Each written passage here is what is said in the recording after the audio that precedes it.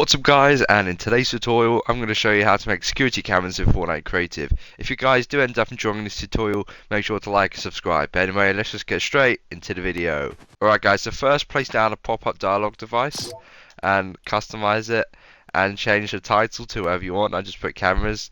Content alignment, this is going to be where you select which camera you're going to want to look at, so I've put it in the bottom left, but you can put it in any orientation you want. Response type, this is how many cameras you want. You'll be able to have 5 cameras maximum, but you want to put one more button than the amount of cameras you're going to have, because the 6th button is going to be the back button. So yeah, just put it to 6, and then each button just rename it to a certain place you want the camera to be. So I've put living room, kitchen, corridor, garage, stairway, and button 6 is back to exit the camera mode. And then I just put the text box opacity to 50, so it's a bit easier to see through. So place down a button and you can put whatever you want in the interaction text, and visible during games to know, and interaction radius wherever you want. But just put on interact, send event to the pop-up dialog device to show. So to set up a camera, all you're going to want to do is get a camera prop and the camera fixed point device. So if you go to your devices, just get the camera fixed point device, and then if you go to if you search up prison in the search tab, you can find the prison prefab and open it up, and you should find the camera prop right here. So place down the prop and then place the camera fixed point device over it. I've angled mine down a bit, but you can. It's normally flat, but I've angled it one up like that. But obviously you can do whatever you want with the camera. So I just place it like that.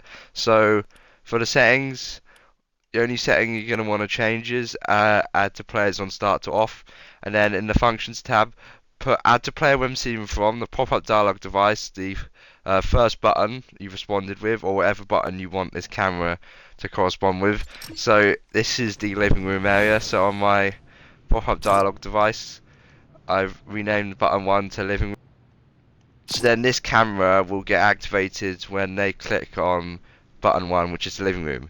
And then remove from player when seen from the pop-up dialog device button 6, which is the back button, so they'll get exited out of the cameras when they press the back button.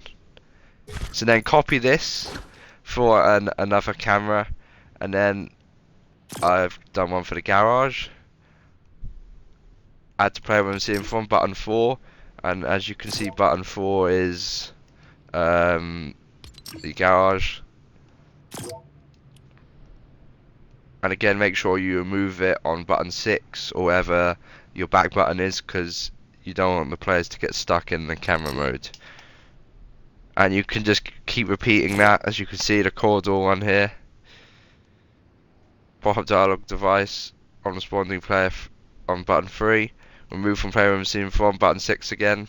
So once you set up all your cameras like that, so go back into your pop-up dialog device, and you should see on responding on each button, you should add the camera fixed point to a different camera for each button. Now you can rename your devices, which I find a bit easier.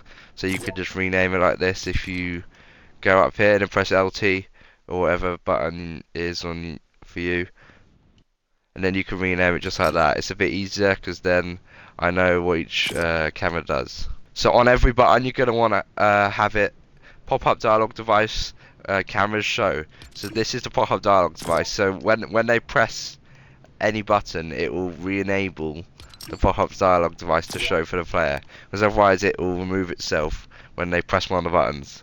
And you want to keep the display up, and then on responding button 6 it should be remove every player. Every camera should be removed on button 6 as well.